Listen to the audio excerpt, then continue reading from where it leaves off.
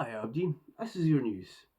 Did you ken that ilka day in Scotland, folk get discriminated against for speaking Scots? It's nae Richt, and we shouldn't put up with it any longer. Ken, speaking Scots is our human Richt, and for it nae be discriminated against for the way we speak. Ken, few many times have you been told, Ken, you can't speak like a chooster here, and well, why nae? Ken, Scots is a lead, and it's the Richt, and we hate to stop just assuming that we hate to speak English all the time. See, if Abdi Kane Scots, fit why are we speaking? Fit why do we hate to speak English? But just in other situations, you hate and you judge somebody on the way they speak. And fit, the biggest problem we hate in Scotland is classism.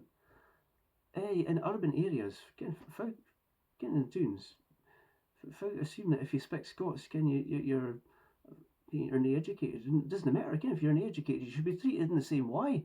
It doesn't matter.